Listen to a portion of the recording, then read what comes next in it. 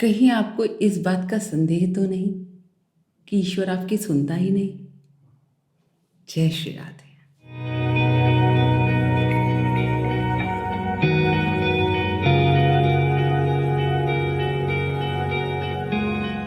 आप बताइए कि माँ एक छोटे से निश्चल बालक को जब गोद में ऊपर की ओर उछालती है तो बालक रोता है कि खिलखिलाकर हंसता है? जी हाँ, बालक खिलखिलाकर हंसता है। जानते हैं ऐसा क्यों होता है? क्योंकि उस बालक को अपने बल पर नहीं बल्कि अपनी माँ के बल पर पूरा विश्वास होता है। वो अपनी माँ की गोद में पूरी तरह स्वयं को सुरक्षित महसूस करता है। उसे इस बात का एहसास भी नहीं होता कि वो धरती पे गिर जाएगा। अब जैसे जैसे उस बालक का बल बढ़ता चला जाता है, उसे अपने बल पर ज़्यादा विश्वास होता चला जाता है और अपनी माँ के बल पर विश्वास घटता चला जाता है। हमें जब भी कष्ट होता है तो हम क्या करते हैं? हम मंदिरों में जाते हैं, हम भगवान को बहुत सारा प्रसाद, फूल माला, दक्षिणा, नारियल ये सब भेंट अर्पित करते हैं और बदले में चाहते हैं कि भगवान हमारा कष्ट दूर कर दे।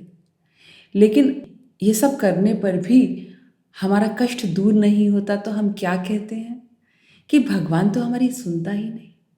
अरे, उसे अपने सुख और दुख दोनों का साथी बनाकर तो देखिए।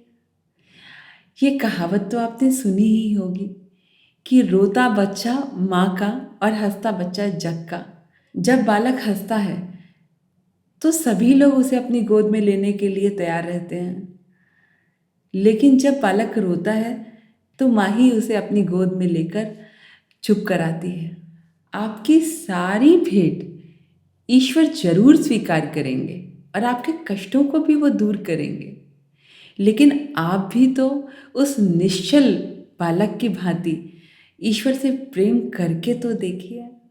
जब बच्चा पैदा होता है तो उसके लिए सबसे इम्पॉर्टेंट उसकी माँ होती है, लेकिन जब वो दैनिक कार्यों को करने में सक्षम होता चला जाता है तो उसकी प्रायोरिटीज बदलती चली जाती हैं। ठीक ऐसे ही हम परमात्मा के साथ करते हैं। जब हमें कुछ चाहिए होता है तो ईश्वर ही सब कुछ है, और जब मौज मस्ती का जीवन चल रहा होता है तो हम ईश्वर के अस्तित्व को भूल ही जाते हैं। बचपन में हम सब ने पढ़ा भी है, दुख में सुमिरन सब करे, सुख में करे ना कोई, जो सुख में सिमरन करे तो दुख काहे को होए। इसका अर्थ ये नहीं है कि यदि आपके हृदय में ईश्वर की याद बनी है तो जीवन में दुख आएगा ही नहीं। ऐसा बिल्कुल नहीं है। सुख और दुख तो एक नदी के दो किनारों की भांति हैं।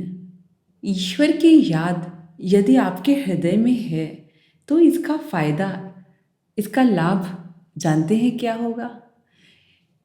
यदि कभी समय आपके मार्ग में आग के अंगारे भी बिछा देगा तो ईश्वर अपने हाथ आपके पैरों के नीचे बिछा देगा, ठीक एक माँ की भांति, जिससे कि उसके बच्चे को वो ताप छू ना सके। हमारे मन की निर्मलता ही ईश्वर को हम तक खींच के ले आती है। जरूरत है तो सिर्फ अपने अंतःकरण को सुंदर बनाने की।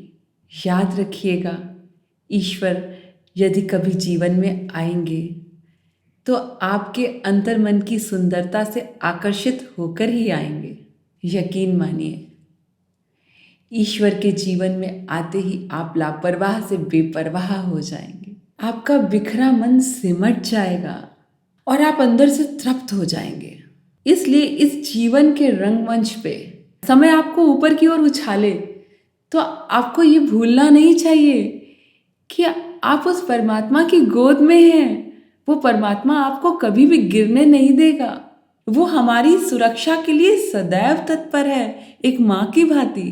Wish you are very happy, healthy, purposeful, fearless, ambitious, gracious and great life ahead. जय श्री राधे।